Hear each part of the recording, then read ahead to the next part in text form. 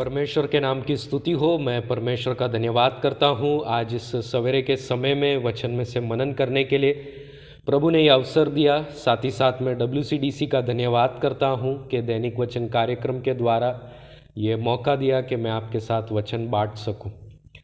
आइए हम वचन के एक भाग को देखेंगे।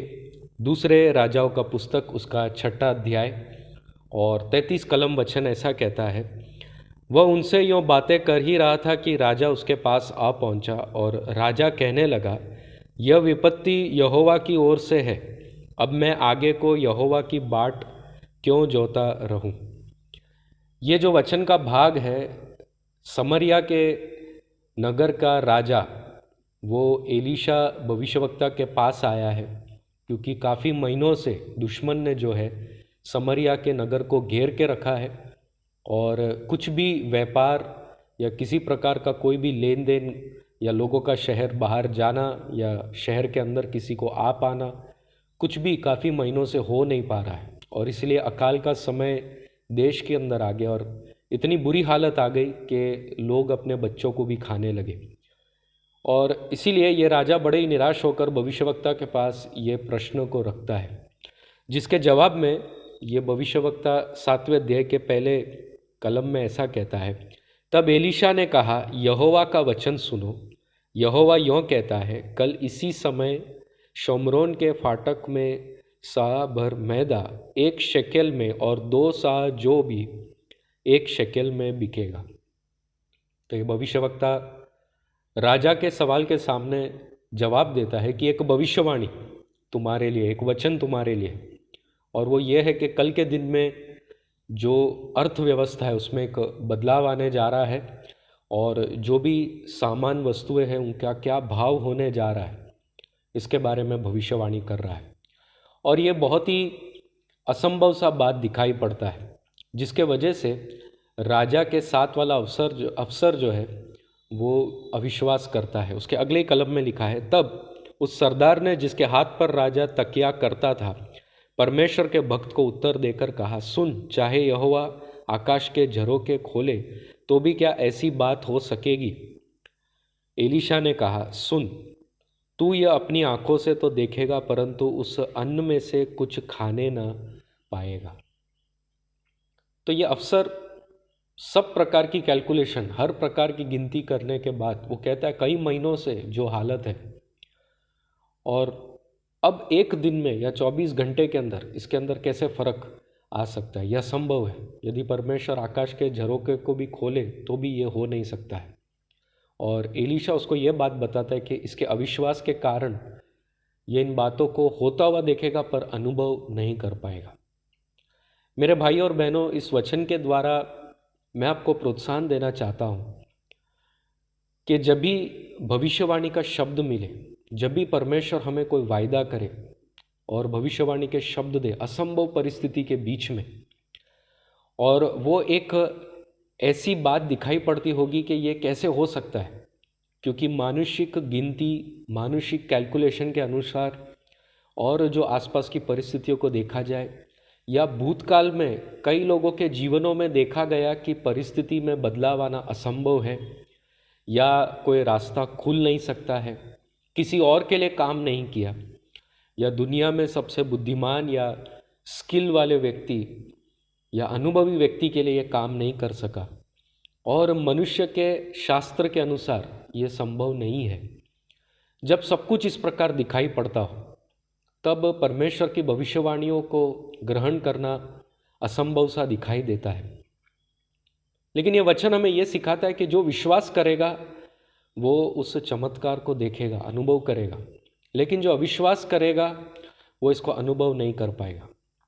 आज सवेरे के समय में प्रश्न ये है कि जब आप भविष्यवाणी के शब्द को सुनते हैं, जब आप परमेश्वर के वचन को पढ़ते हैं और उसमें जब परमेश्वर कहता है कि मैं ये करूँगा, मैं ये तुझे दूंगा, आई विल, मैं करूँगा, तो हम उसे कैसे ग्रहण करते हैं।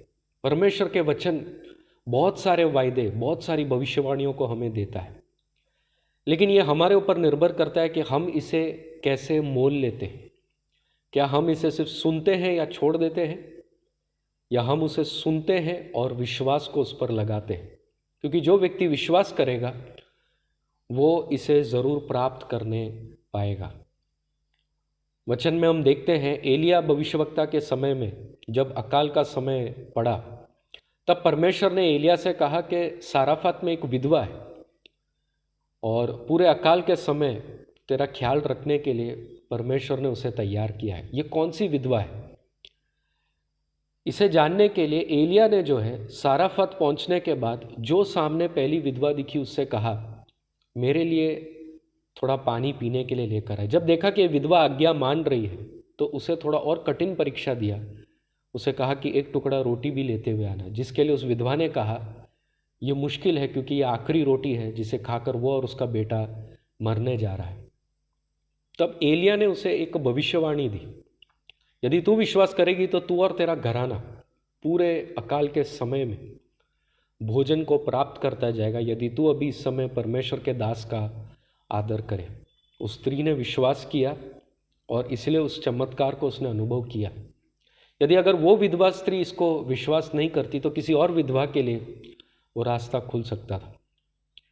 भविष्यवाणी के शब्द सभी के लिए, वायदे के शब्द बाइबल में प्रभु यीशु पर विश्वास करने वाला हर एक व्यक्ति जो प्रभु यीशु के लहू के द्वारा शुद्ध किया गया, मोल लिया गया, आपने यीशु मसीह पर विश्वास किया और उसके द्वारा क्षमा को प्राप्त किया, आप परमेश्वर के उस व्यवस्था के अनुसार, जैसे कि रोमियो उसके 3 अध्याय और 6 अध्याय और रोमियो की पत्री में पूरे तरीके से विवरण दिया गया, उस प्रकार धार्मिकता को प्राप्त करता है। इस धार्मिकता के कारण हर कोई व्यक्ति ये विश्वास करने वाला जो धार्मिकता को प्राप्त कर चुका है, वायदों और भविष्यवाणियों को प्राप्त कर सकता है विश्वास के द्वारा। जैसे कि वचन कहता है धर्मी जन विश्वास के द्वारा जीवित रहेगा।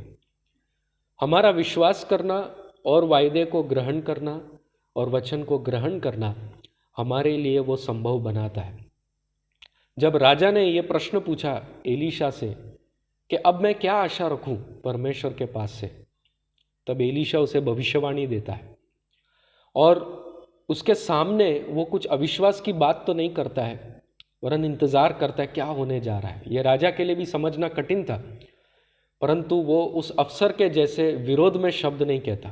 लेकिन जिस अफसर ने बुड़बुड़ाया या विरोध के अंदर शब्द का या विश्वास का शब्द का, वो अनुभव नहीं कर पाया। हम एक बात सीख जाए, अविश्वास ना करें, बुड़बुड़ाए नहीं, परंतु जो विश्वास से हम भविष्यवाणी और वायदे के वचन को ग्रहण करें, उस वचन को बार बार क्लेम करते रहें, उसकी घोषणा करते रहें, उसे बार बार आप बोलते रहें, प्रार्थना में रखें, प्रभु से बातचीत करें और प्रभु ज़रूर आपके लिए अपनी भविष्यवाणी को पूरा कर कर देगा। आज इस सवेरे के समय में भी, आने वाले दिनों में जब आप वचनों को पढ़ेंगे और उसके अंदर जब आप एक शब्द देखेंगे कि परमेश्वर ने कहा कि वो ऐसा करेगा, तो उसको विश्वास के साथ ग्रहण करें। उस भविष्यवाणी को आपके लिए भविष्यवाणी दी गई ऐसा विश्वास कर कर ग्रहण करें और प्रभु आपके लिए वो वचन को आने वाले समय में पूरा कर कर देगा। हालेलुया। परमेश्वर ने हमें विजयवंत से भी बढ़कर एक विजय को प्रभु यीशु के अंदर दिया है और इसीलिए हम विश्वास कर कर वायदों और भविष्यवाणियों को ग्रहण कर सकते हैं। प्रभु आपको इन वचनों के द्वारा आशीषित करे। आइए हम प्रार्थना करें। स्वर्गीय पिता परमेश्वर, हम धन्यवाद करते हैं आज इस सवेरे के समय में वचन से मनन करने के लिए अवसर दिया। हमारे सभी प्रिय श्रोताओं के लिए हम धन्यवाद करते हैं। उन्हें आप अनुग्रहित करें प्रभु। आज सवेरे के समय में जिन वायदों और वचनों को वे पढ़ते हैं प्रभु, उसे वो ग्रहण कर सके, स्वीकार कर सके और प्रभु जी उसको वो प्राप्त कर सके, अनुभव कर सके। हम प्रार्थना करते, कभी बुड़बुड़ाना या कभी शंका या विश्वास की बात उनके मन में ना होने पाए। हम प्रार्थना करते हैं आज के दिन में जिनका जन्मदिन है, विवाह का सालगिरह है, उन सभी को आप आशीषित करें, उनके हर एक ज़रूरतों को पूरा करें, आने वाला वर्ष अनुग्रहित होने पाए। और हमारे देश के लिए हम प्रार्थना करते हैं, आशीर्वादित कर दीजिए प्रभु। हमारा देश पाप के बंधन में से छुटकारा पाए और प्रभु यीशु के अनुग्रह को अनुभव करने पाए, सुसमाचार को ग्रहण करने पाए। ये प्रार्थना आपने सुनी, इसलिए धन्यवाद। हमारे प्रभु यीशु के नाम से आमीन। प्रभु आप सबको आशीषित करें। सभी को जय मसीह की।